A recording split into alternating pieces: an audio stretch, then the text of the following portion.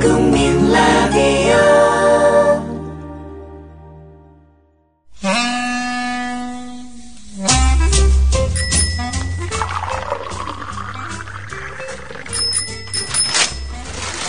아침 신문 귀로 읽으세요.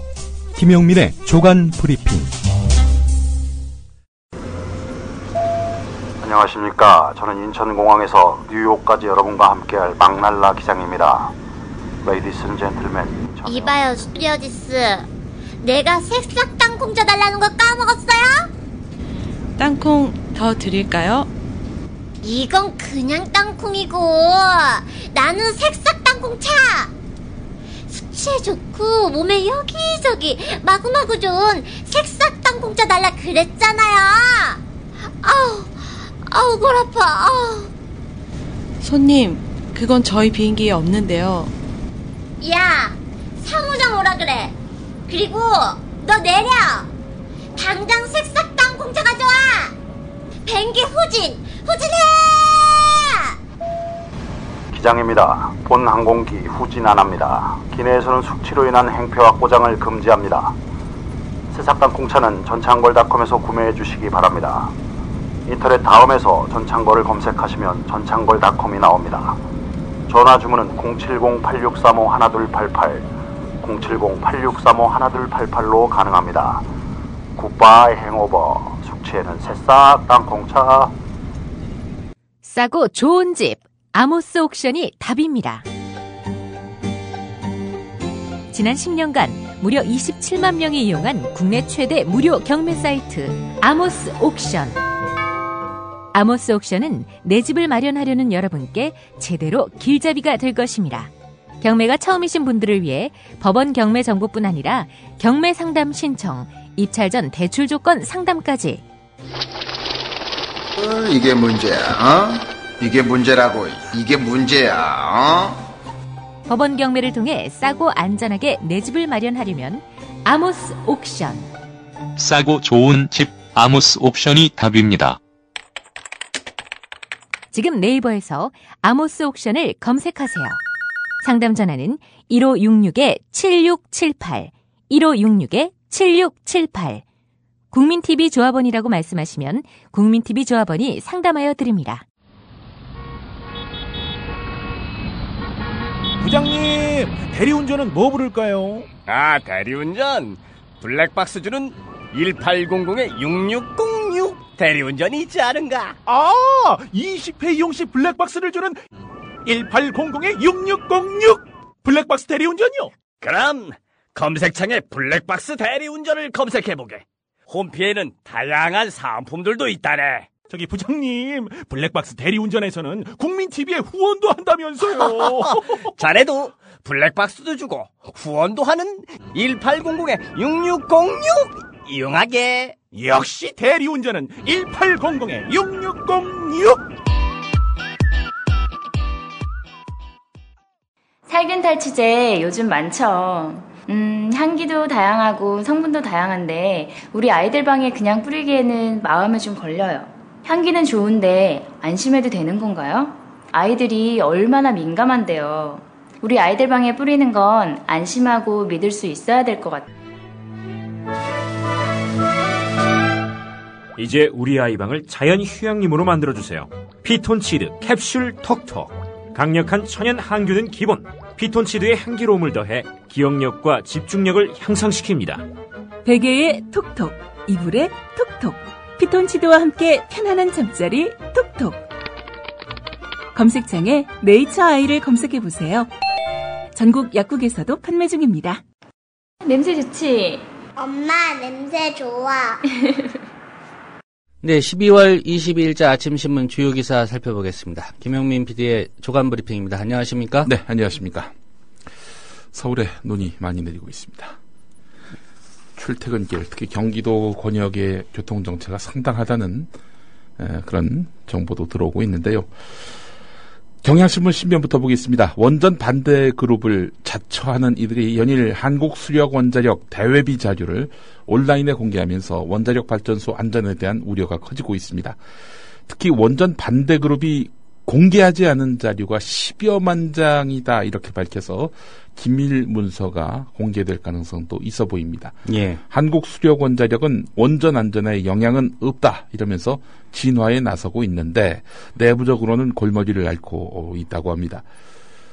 유출돼도 괜찮은 자료들이 공개됐다라는 식으로 또 원전 측이 밝히고 있죠. 이에 대해서 원전 반대 그룹은 너희들이 유출돼도 괜찮은 자료들이라고 하는데 어디 두고 볼까? 라고 밝혔습니다. 특히 고리 1호기, 3호기, 월성 2호기를 크리스마스 때부터 가동 중단하지 않으면은 자료를 전부 공개하고 2차 원전 제어 시스템 파괴를 실행할 수밖에 없다. 이렇게 예고했습니다. 예. 원전 관련 자료 중에 유출돼도 괜찮은 자료들은 어떤 것들입니까? 글쎄 말입니다. 보니까 이번에 그 유출된 것들을 보니까 고리 1호기, 2호기, 공기조화 개통 도면 해서 5장, 월성 3호기, 4호기 최종 안전성 분석 보고서 목차 7장, 미국에서 만든 노심 설계용 공개 프로그램 안내서, 일본에서 개발한 핵 종량 계산 프로그램 자료 이런 건데 글쎄요, 뭐 원전 전문가가 아니니까 제가 이 자료들이 과연 공개돼도 괜찮은 것인지 예단할 수는 없겠지만은 목차를 공개했다는 것은 이 뭔가 본문도 공개할 수 있다 이런 시사가 아니겠는가라는 생각을 해본다면은 이 사람들이 도대체 어떤 자료를 얼마만큼 갖고 있는지 이것들이 파악되지 않는 한 원전 관리 주체인 한수원이 뭐 크게 걱정하지 않아도 될 그런 자료 공개다라고 얘기하는 것이 합당한지 되묻지 않을 수가 없습니다. 사실 한국 수력 원자력 신뢰가 바닥이죠. 이번 해킹 사태 말고도 과거 원전 비리와 원전 가동 중단으로 전 국민의 원성을 산 바 있습니다. 예. 지난해 원전의 시험 성적표를 조작한 불량 부품을 사용한 사실이 밝혀졌고 이 과정에서 뇌물 상납 구조가 드러나서 충격을 줬습니다. 그러고도 한국수력원자력은 원전의 잦은 고장과 내부의 허술한 보안 의식이 끊임없이 도마에 올랐지요. 지난 9일에도 이미 악성 코드 유포로 사이버 공격을 당했던 것으로 확인됐고요. 그런데도 한수원은 아니란 대응만 계속하고 있는 것입니다. 국민 불신이 극에 달해도 할 말이 없게 된 것입니다. 자, 원전 설계 도면 이것만 뭐 유출되지 않으면 괜찮다 이렇게 한수원이 얘기하고 있는 것으로 알려졌는데요. 예, 이게 참 이 설계 도면이 유출되지 않았다라고 단언할 수도 없는 상황이고 해서 국민의 불안은 점점 더 커지고 있습니다. 예, 성탄절이 며칠 남지 않았잖아요. 예, 예, 진짜 새 곳을 뭐 또 정부가 이런 협박 때문에 중단한다는 것도 좀 그렇고요. 네. 원전 가동을 예, 또 안 했을 경우에 또 그 2차로 뭔가 공개를 하겠다고 했는데 실제로 이들이 밝힌 대로 이들이 공언한 대로 공격이 이루어지게 된다면은 이건 정말 참 감당할 수 없는 큰 위기가 닥치는 것이 되겠죠. 예, 원전에서 사고가 날 수도 있다 이 얘기 아닙니까? 예, 그렇습니다. 다음 소식으로 넘어갈 텐데요. 황선 씨, 희망정치 포럼 대표, 종북 인사다 이렇게 해서 맹비난을 받고 있는 인물 아니겠습니까? 황선 씨가 지금으로부터 30분도 안 된 시점에 올린 페이스북 글입니다. 애기봉 등탑 반대 등 접경 지역에서 평화운동에 애쓰시는 이정 목사의 교회와 자택 현재 압수수색 중. 코리아 연대도 마포 사무실과 공동대표들 가택 압수수색 중. 예. 압수수색을 검찰이 하겠죠. 예. 황선 씨 집은 얼마 전에 이제 압수수색이 있어서 뭐 또 압수수색할 게 없어서인지 들이닥치지 않는 것 같습니다. 예. 김인환 검찰 3만 명의 통합진보당 당원들에 대해서 보수단체 인사들이 고발을 했죠. 국가보안법 위반 혐의가 있다 이러면서 검찰이 즉각 배당했다고 합니다. 수사팀에다가 이제 배당했다고 합니다. 예, 그러면 검사 한 명당 한 3,000명씩 조사합니까? 3만 명 하려면 그 정도는 해야 될 것 같은데. 네, 그 3만 명이라면 통합진보당에 당비를 내는 진성당원들을 말하는 것이겠죠. 자, 관련한 소식입니다. 한국일보 이면입니다. 정권 2번 잡은 진영이 헌법재판소 장악이 가능하다. 구성 한쪽으로 쏠리는 이런 구조 고칠 필요가 있다. 이런 내용입니다. 통합진보당 해산이 헌법재판소 재판관 인용 8대 기각 1 이런 압도적인 다수 의견으로 결정되면서 헌법재판소의 편향적인 재판관 구성이 다시 공론화되고 있다. 이런 내용입니다. 현재는 보수든 진보든 특정 진영이 2번 연속 정권을 잡으면 9명의 재판관 가운데 7명을 자기 사람으로 채울 수 있는 구조라는 것이죠. 누가 뽑아줬느냐가 사실상 결정에 상당한 영향을 미치고 결국 헌법재판소의 독립성이 침해될 수밖에 없다. 이런 이야기입니다. 6년 임기의 헌법재판관은 대통령이 3인, 대법원장이 3인, 여당이 1명, 야당이 1명, 여야 합의로 1명 이렇게 선출되어 있는데 대통령이 뽑는 3명의 재판관에다가 대통령이 임명하는 대법원장이 지명하는 3명을 더하면 9명 가운데 위헌을 선언할 수 있는 6명의 정족수가 채워지게 된다는 것이죠. 대법원장이 현 대통령과 같은 성향의 정부에서 지명됐다면 6명의 성향이 한쪽으로 쏠린다는 겁니다. 박근혜 대통령, 또 양승태 대법원장.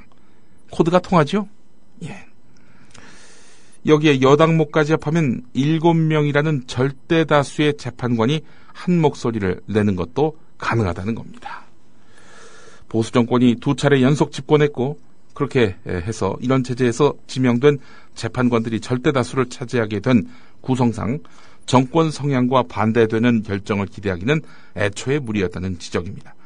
한상희 건국대 로스쿨 교수는 이번에도 헌재가 재판관 스스로가 독자적인 판단을 했다기보다는 정부 주장을 많이 받아들인 측면이 크다. 이렇게 말했습니다. 예. 바꾸려면 헌법 개정해야 되지 않습니까? 네. 예. 다음 기사 또 보도록 하겠습니다. 한국일보와 조선일보가 앞으로 진보 정치가 어떻게 나아가야 되는가, 이런 주제로 해서 기사를 실었습니다.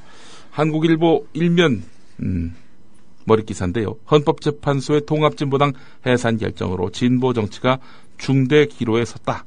2000년 민주노동당 창당 이후 진보 정당의 한 축을 이루었던 통합진보당이 소멸됨으로써 진보 정치 지형에 공백이 생긴 탓이다. 제도권에 진출한 진보 정당은 5명의 국회의원을 보유한 정의당이 유일하다. 때문에 진보 정치 전반에 위기라는 지적이 나오고 있다. 하지만 전문가들은 도리어 통합진보당 해산을 계기로 진보 정치가 부활할 수 있다고 입을 모았다. 그동안 통합진보당의 종북 트라우마에 발목이 잡혔던 진보 진영, 나아가 야권 전체가 새롭게 태어날 수 있는 기회라는 지적이다. 이내영 고려대학교 정치외교학과 교수는 헌재 결정은 진정한 의미의 진보적 민주정당이 나타날 수 있는 계기가 될 수 있다라면서 새로운 진보 정치의 필요성을 국민에게 어떻게 설득할 수 있느냐에 따라서 진보 정치의 미래가 달려있다. 이렇게 말했다. 기사를 이렇게 이어갔습니다. 조선일보는 진보 또 종북을 감싸면 공멸한다. 이런 제목입니다. 헌법재판소의 통합진보당 해산 결정 이후 야권과 진보 진영은 통합진보당도 문제지만 헌재의 결정도 무리였다며 양비론으로 통합진보당 세력에게 다시 면죄부를 주려 하고 있다. 진보정당은 2006년의 1심의 사건 등으로 종북 노선의 실체가 드러날 때마다 양비론을 펴면서 스스로 변호할 기회를 놓쳤다. 이에 대해서 진보정당에서 활동했던 일부 인사들은 진보 진영이 이번에도 또 제 식구 감싸기를 한다면 통합진보당과 함께 공멸할 것이라며 자성을 촉구했다. 이런 내용입니다. 이제 통합진보당의 정당 해산 결정, 이 결정은 정당했다라는 전제가 깔려 있는 거 아니겠습니까? 헌법재판소의 판정, 이 과정에서 문제가 될 것이 없다라는 기자 수첩 내용도 있었는데요. 이 종북의 어떤 그런 올가미로부터 빨리 벗어나야 진보 정치의 미래가 있다라는 점에서 보았을 때 한국일보의 진단과 또 맥이 닿아 있습니다. 과연 그 종북 논리, 이 사람들은 종북이었다, 이 단체는 종북이었다라는 단정, 낙인, 이게 과연 정당했는지부터 짚어봐야 할 텐데, 권력에 의해서 장악된 헌법재판소의 판정 자체에 대해서 아무런 문제의식 없이 이 종북 낙인이 정당했고, 그로써 이들이 퇴출됐다. 따라서 이들과 완전히 선을 긋고 이들을 고립시키고 박멸을 해야 그 다음 진보 정치의 미래가 있다라는 식의 이런 논리가 정설처럼 굳어져 가는 것 같기도 합니다. 예.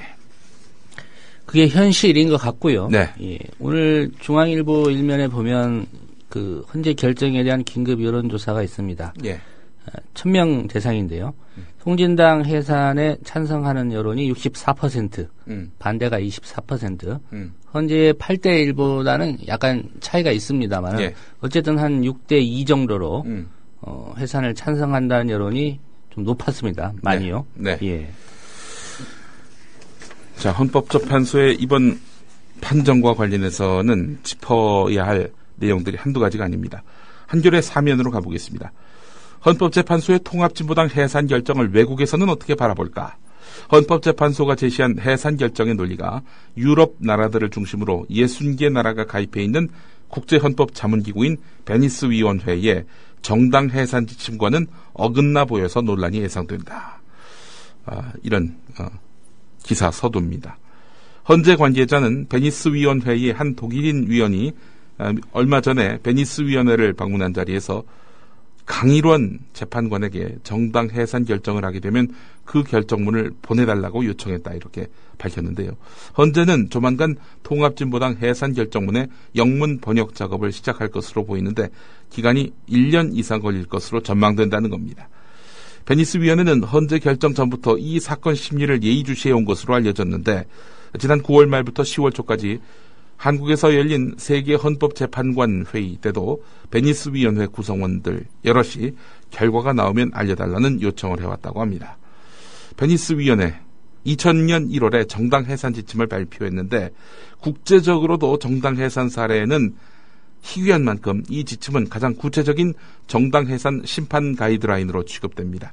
지침은 전체로서의 정당은 정치적 공적 활동이나 정당 활동에서 정당이 권한을 부여하지 않은 그 구성원의 개별적 행위에 대해서는 책임지지 않는다, 이렇게 못을 받고 있습니다.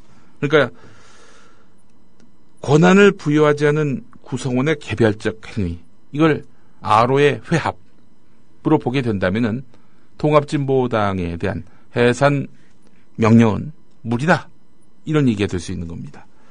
정당 강제 해산과 같은 법적 조처들은 개별 정당원이 아니라 정당 자체가 위헌적 수단을 사용하거나 사용할 준비를 함으로써 정치적 목적을 추구한다는 점을 충분한 증거를 통해 뒷받침해야 한다, 이런 내용을 담고 있습니다. 예를 들어서 통합진보당이 정말 내란을 일으키기 위해서 무기를 사들였다든지 군사훈련을 했다든지 이런 명징한 증거가 있지 않고서는 해산 명령을 내리는 것은 타당하지 않다, 이런 이야기가 되겠습니다. 그러나 지난 금요일에 헌법재판소는 정강정책에 대해서 진보적 민주주의가 북한식 사회주의를 뜻하는 것이다 라고 근거 없이 그냥 단정을 했습니다. 경국대전 때부터 서울은 수도였다, 이것은 관습헌법이다 라고 주장했던 참여정부 당시의 헌법재판소, 그때는 관습법이었다면 이번엔 관심법으로 판정한 것이 아니겠는가, 저는 또 그렇게 생각을 하는데요. 자, 그런 의미에서 본다면은 헌법재판소의 이번 판정, 1년의 번역 기간이 필요하다고는 합니다만은 나중에 국제망신을 당할 소지는 없는지 따져볼 일입니다. 한겨레 3면에 관련 기사가 있었고요. 계속해서 5면을 보겠습니다. 헌법재판소가 통합진보당 해산을 결정하면서 당 소속 국회의원 5명 전원의 의원직을 박탈한 것은 헌법재판소가 월권을 한 거 아니냐, 이런 시비가 일게 되고요. 또 헌법재판소 결정의 정당성 논란으로 이어질 가능성이 커 보인다는 겁니다. 오병윤 전 원내대표 등 통합진보당 전 의원들은 국회에서 기자회견을 열었는데요. 헌법재판소의 의원직 상실 결정은 권한 없는 자의적 법률 행위다. 당연 무효라면서 공무 담임권을 위법, 부당하게 침해당했기 때문에 법적 대응을 제기하겠다, 이렇게 밝혔습니다. 이들은 헌법재판소의 국회의원직 박탈 결정은 법무부의 청구에 근거해서 내려진 것으로 헌재가 직접 의원직을 박탈할 수 있는 법적 근거가 없다는 점을 내세우고 있는데요. 현행법상 국회의원직 상실은 국회 재적 의원 3분의 2 이상의 찬성에 의한 제명이나 선거법 위반에 의한 선거 또는 당선 무효일 때만 가능한데 헌법재판소가 2004년에 발간한 정당 해산 심판 제도에 관한 연구에도 정당 해산 결정에도 불구하고 원칙적으로 국회의원의 자격을 상실하지 않는다고 봐야 한다, 이렇게 돼 있단 말이죠. 따라서 헌법재판소가 의원직까지 상실한 것은 법률적 근거를 뛰어넘는다는 겁니다. 당에게 투표해서 국회의원이 된 경우가 바로 비례대표 아니겠습니까? 비례대표 의원들의 의원직을 상실하는 거, 뭐 그것까지는 이해할 수 있다 치더라도 서울 관악, 또 성남, 중원, 그리고 광주, 서구 아닙니까? 예. 이 지역에서 지역구에서 당선된 국회의원들, 이 사람들의 의원직까지 앗아가는 것은 이건 오버해도 지나치게 오버한 것이다, 이런 이야기입니다. 예. 이분들이 내년 4월 재보궐선거 때 또 출마할 수도 있다, 이런 얘기도 나오지 않습니까? 네, 그렇죠. 예. 아니, 그러면은 지금 그 사람들 그 피선거권은 그대로 놔둔 거 아닙니까? 그분들이 나중에 또 나오면은 그 직접 결정할 법적 근거 없이 그 피선거권을 박탈한 거 아닙니까? 이거 모순되는 행동인 거죠. 예. 국가를 상대로 소송을 제기한다니까 네. 또 그 상황을 지켜봐야 될 것 같습니다. 그런데 뭐 벌써부터 뭐 소송 제기해봐야 뭐 그게 과연 법원에 의해서 받아들여지겠느냐. 이미 그 정치적으로 우파 쪽으로 쏠려 있는 이런 그 법원이 과연 통합진보당 지역구 의원들 손을 들어줄 수 있겠느냐. 참 어찌 보면 이 법리보다는 정치 논리로 판결을 예측할 수밖에 없는 이런 현실이 너무나 착잡하기 이를 데가 없습니다. 경향신문도 헌법재판소 결정의 논리적 문제점 한 3가지로 추려서 이면에 실었습니다. 헌법재판소가 통합진보당을 해산하며 내놓은 결정문은 스스로 세운 엄격한 기준에 못 미치는 빈약한 논리에 기초를 두고 있다, 이런 평이 나온다고 밝히고 있는데요. 헌재 결정문 앞부분에 정당 해산 제도를 엄격하게 운영해야 할 필요성을 장황하게 기술했고, 또 저희가 이걸 중계하지 않았습니까? 예. 유력한 진보적 야당이 등록이 취소가 돼 사라지고 말았던 불행한 과거를 알고 있다. 정치적 입지가 불안한 소수파와 반대파의 우려를 해소해줘야 한다, 이런 말까지 했었어요. 그래서 아니 왜 이런 말을 하지? 알고 봤더니 뭐 결과와는 완전히 무관한 수사에 불과했다, 이런 평가가 가능할 것 같은데, 베니스 위원회 그분들한테 뭔가 나중에 보여줘야 될 것을 감안해서 넣어준 그런 레토릭은 아닌지 생각을 해봤습니다. 제 판단으로는 헌재가 베니스 위원회 크게 의식하지 않을 걸로 봅니다. 네. 예. 국가인권위원회도 마찬가지고요. 글쎄요, 가능한 얘기인지 모르겠지만 오바마 대통령이 아시아 일부 나라의 민주주의가 후퇴하고 있다, 네. 이런 언급하는 게 차라리 더 영향력이 있지. 네. 베니스 위원회, 네. 저는 의식하지 않는다고 봅니다. 의식하지 않았기 때문에 그런 판결을 내렸겠지만, 적어도 이 정당 해산 심판, 이 기준은 엄격해야 한다라는 점에서 봤을 때 당신들하고 우리가 생각이 같다. 그러나 통합진보당은 너무 심한 거 아니냐. 완전 종북이고 내란을 획책했던 이런 자들 아니냐. 자기 합리화를 위해서 넣은 한 구절이 아니겠는가, 이런 생각을 해봤는데요. 사실 판단에 들어가는 과정에서 헌법재판소는 자신들이 공들여 밝힌 전제들이 매우 희박해지는 그런 모순된 현실을 노출하고 있습니다. 정당 해산을 일종의 극약 처방이라면서 정치적 비판자들을 탄압하기 위한 용도로 남용되는 일이 생기지 않도록 해야 한다, 이렇게까지 밝히면서 그럼에도 불구하고 통합진보당은 해산돼야 한다 라며 근거로 든 논리들, 이런 논리들이 매우 허술하다는 겁니다. 헌법재판소는 북한식 사회주의를 따르는 종북 세력이 진보당 주도 세력이 됐기 때문에 진보당의 목적과 활동은 위헌적이고 구체적인 위험성이 발현됐다, 이렇게 봤는데, 당원이 10만 명인 진보당은 당비를 내는 당원만 3만 명이 넘는데 헌재 결정문에 이 중 누구를 왜 주도 세력으로 볼 것인지에 대한 근거가 없습니다. 헌법재판소는 과거에 주사파 대부였다가 전향한 김영환 씨의 진술을 주요 증거로 판시했는데요. 그러나 김영환 씨는 법정에서 이석기 의원 등 현재 진보당 간부들과 10년 넘게 연락한 적이 없다면서 지난 10년간 이들의 생각이 어떻게 달라졌는지에 대해서는 알지 못한다, 이렇게 말했습니다. 결국 재판관 8명은 김영환 씨의 추측을 정당 해산의 근거로 그대로 인용한 셈이 된 것입니다. 구체적, 실질적 위험성에 대한 판단도 마찬가지입니다. 헌법재판소가 밝힌 구체적, 실질적 위험의 기준은 폭력, 무력 사용이었습니다. 결정문이 제시한 증거는 이석기 전 의원 내란 음모 사건과 비례대표 부정경선 그리고 중앙위원회 폭력 사건 등인데, 하지만 내란 음모 사건은 유죄가 확정되지 않았습니다. 결국 비례대표 부정경선과 이를 둘러싼 당내 폭력 사건이 정당을 해산하는 것 외에는 다른 방법이 없는 구체적이고 위험한 폭력성의 근거가 됐습니다. 헌재는 이런 사건들이 유사 상황에서 반복될 가능성이 크다라고 했는데, 그러나 왜 그런지는 설명하지 않았습니다. 정당 안에서 폭력 사태 빚어진 건 뭐 어디 새누리당은 예외입니까? 공천 앞두고 그냥 집단 패싸움이 벌어지기도 하고 말이죠. 예.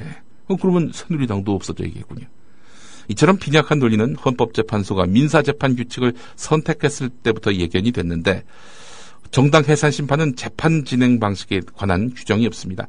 헌법재판소는 지난해 6월 국회에다가 정당 해산 심판 절차에 형사소송법을 준용하도록 명시해달라 하면서 헌재법 개정을 요청을 했었습니다. 헌재가 직접 증거 자료를 강제로 확보할 수 있는 법적 근거가 없으므로 형사소송법을 준용할 수 있도록 해야 한다. 이런 이유 때문인데, 진보당 변호인도 정당 해산은 사실상 정당에 대한 사형 선고나 마찬가지이기 때문에 형사재판보다 더 엄밀한 증거 입증이 필요하다라면서 형사재판 방식을 요청했습니다. 그러나 재판관 협의로 민사재판 방식으로 이렇게 헌재는 결정을 해버렸습니다. 예, 경향신문이 지적한 헌재 결정의 논리적 문제점이었고요. 네. 예.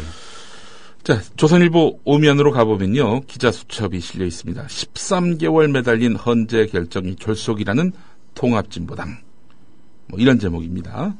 최종 변론을 한 지도 한 달도 지나지 않았는데 헌법재판소가 졸속 선고를 했다. 통합진보당이 이렇게 밝혔는데요. 통합진보당 측 주장대로 헌재 제출된 서류는 역대 그 어떤 사건의 경우보다 방대했다. A4 용지를 기준으로 해서 17만 5천 쪽에 달한다. 그래서 헌재는 지난해 11월 5일 정부가 위헌정당 해산 심판을 청구한 이래 410일 동안 다른 사건보다 이 사건을 우선적으로 심리해왔다. 변론 준비 기일 2차례를 포함해서 모두 20차례 변론 기일을 열었고, 재판관들이 사건과 관련해서 토론을 벌이거나 의견을 교환하는 평의도 30차례가 넘는다고 한다. 재판관들의 13개월 넘는 토의와 논의를 졸속이라고 부를 수 있을까? 조선일보 주장은 이렇습니다. 최현진 사회부 기자의 글인데, 이에 대해서 이재정 변호사가 페이스북에 올린 글이 있습니다. 헌법재판관들이 마지막 기일 이후 기록을 한 번이라도 읽어보려면 하루에 10,000페이지 이상을 읽었어야 했다. 11월 25일 종결 이후 선고까지 24일. 평의하고 판결문 쓸 시간 빼고 20일, 아니 보름이 빠듯할 텐데 17만 5천 페이지 증거 플러스 변론조서 플러스 청구인 피청구인 서면을 무슨 수로 읽었을까? 물리적으로 불가능하다. 게다가 평소에는 박한철, 이진성, 안창호, 김창종, 서기석, 조용호 재판관 재판 진행 중에 고이 주무시는 걸 본 게 한두 번이 아니다. 평판사도 판결문 쓰기 전에 기록은 본다. 기록 읽는 신용이라도 하도록 선고기일이라도 계산해 미루지. 그 정도 명분도 무시해 주셨구나. 이런 내용입니다. 조선일보 기자는 13개월이면 충분하지 않느냐. 그러나 변호인이었던 통합진보당 측 변호인이었던 이재정 변호사는 13개월 동안 부실하게 재판이 이어졌고 그렇게 17만 5천 페이지짜리 증거를 읽지 않았을 것으로 추정되는 이런 저간의 상황들을 다루고 있습니다. 자, 이번 판결 어떻게 봐야 될까요? 한겨레는 대선 토론회의 앙금, 박 대통령의 뒤끝, 이런 제목의 기사를 실었고요. 사설에도 관련한 내용을 다뤘습니다. 사설 내용으로 정리해서 소개하겠습니다. 이번 헌재 결정이 있고 나서 많은 사람이 2012년 12월 4일에 있었던 대선 후보 텔레비전 토론회를 떠올렸다. 박근혜 후보를 떨어뜨리기 위해 나왔다고 공언하면서 박근혜 대통령을 신랄하게 공격하던 이정희 진보당 후보, 그리고 그를 쏘아보던 박근혜 대통령의 분노에 찬 눈빛을 기억한다.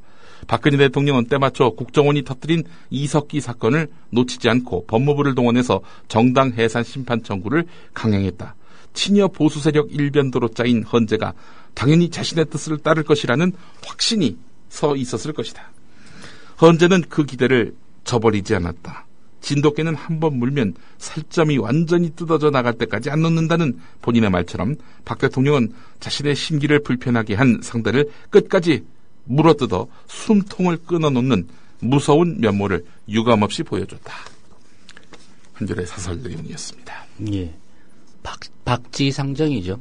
박지상정, 인지상정이 아니라. 예. 예. 아니, 저도 그때 보고 박근혜 후보가 대통령 되면 이정희 후보는 큰일 나겠다는 생각 들었는데요. 예. 예.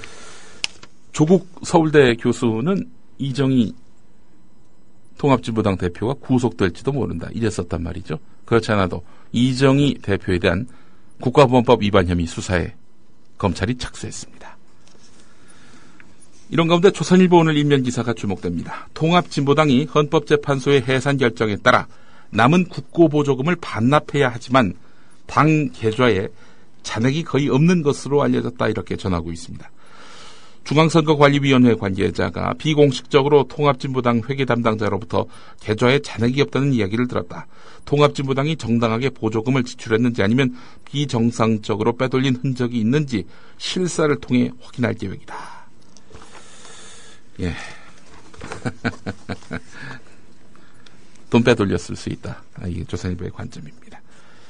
경향신문 6면으로 보겠습니다. 12월 19일 헌법재판소의 통합진보당 해산 결정이 있었는데요.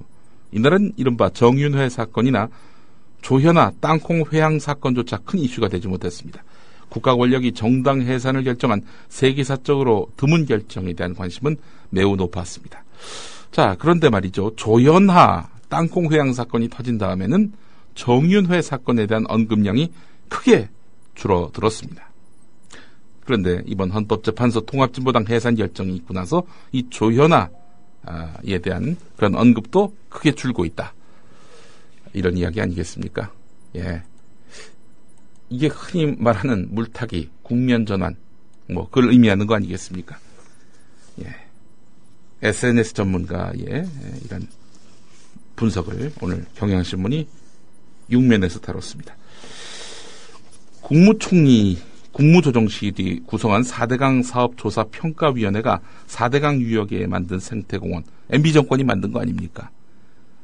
전면 재평가 작업을 벌여서 필요 없다고 판단되는 곳은 기존 시설을 제거하거나 복원해야 한다, 이런 결론을 내렸다고 합니다. 그 많은 돈을 들여서 만든 생태공원 불필요하다, 없애야 한다, 복원해야 한다. 박근혜 정부 국무조정실에서 이런 결론을 내렸다는 소식. 네, 이 소식까지 오늘 전해드렸습니다. 네, 김용민 PD의 조간 브리핑이었습니다. 잘 들었습니다. 예.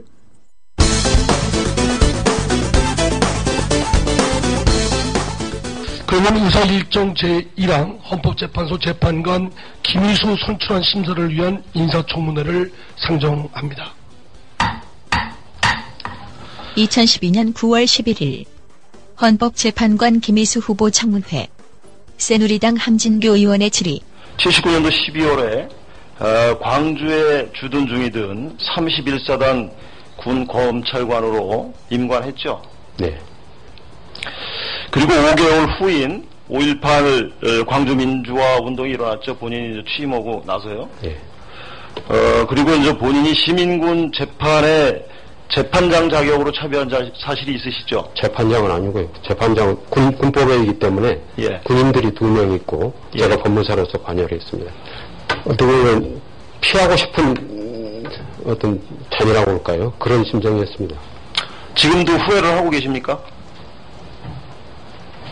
그 당시의 재판 상황에 대해서, 결과에 대해서 지금도 지금 본인 말씀하신 대로 좀 후회를 하고 계십니까? 사실은 정말 안 맡았으면 좋았을 재판이라고 이렇게 지금도 생각을 하고, 저는 제가 광주 사람으로서 어떻게 보면 광주 항쟁에 참여를 해야 될 어떤 입장에 있는 사람인데, 군인 신분에 있어서 그 재판을 맡게 되었습니다. 그러니까 제 입장이 아주 어떻게 보면 복잡한 입장이었다고 말씀드릴 수 있겠습니다. 지금도 그 심정에는 변함이 없습니까? 지금도 마찬가지입니다. 네. 새정치민주연합 최민희 의원의 질의. 그 국방부에서 스마트폰이나 스마트폰상의 몇몇 애플리케이션을 종북 앱으로 규정했던 사건을 알고 계시죠? 네, 보도를 봤습니다. 예, 근데 그 중에 나는 꼼수다라는 팟캐스트 방송을 종북 앱으로 규정했습니다. 이게 종북 앱 맞다고 생각하십니까? 흔히 논의되는 종북이라고 하는 것은 북한의 집권 세력을 추종하는 그런 것을 종북이라고 알고 있습니다.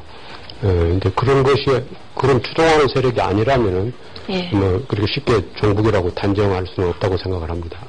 예, 그래서 이제 이와 관련해서 시민단체 등에서는 이게 헌법상의 표현의 자유와 사생활의 자유를 침해했다.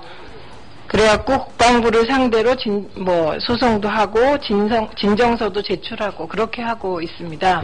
그래서 저희가 우려하는 것은 이렇게 군대가 종북이라는 이름을 내세워서 건강한 시민들의 표현의 자유까지 위축시키고 있지 않느냐.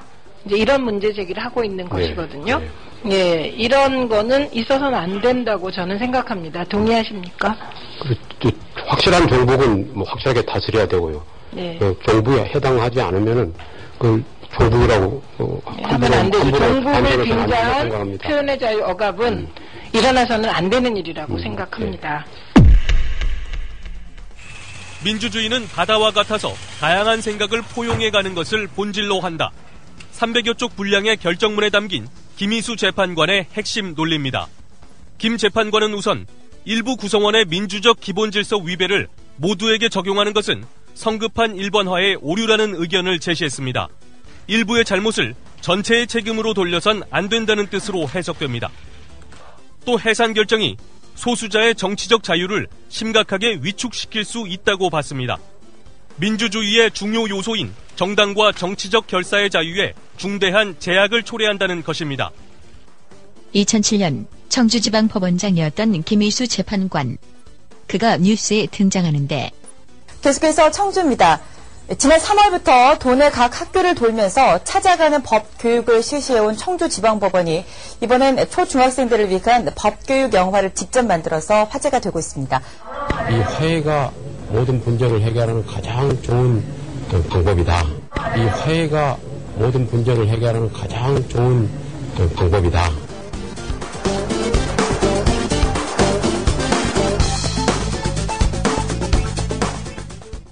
대통령의 눈물 몇 방울에 이미 완전히 침몰한 세월호는 또 한 번 물속으로 가라앉았습니다.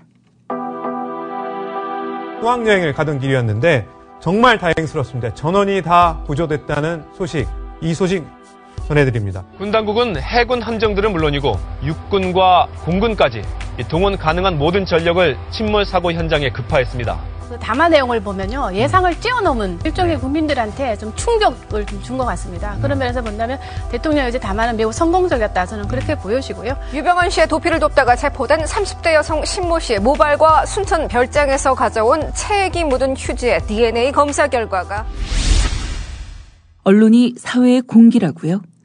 갈 길을 잃어 표류하면 흉기가 될 수 있습니다. 권력과 자본으로부터 완벽하게 독립한 협동조합 언론, 미디어 협동조합. 조합원이 돼 썩지 않도록 계속 커가도록 힘이 돼주십시오. 조합원 가입은 미디어 협동조합 국민TV 홈페이지에서 하실 수 있습니다.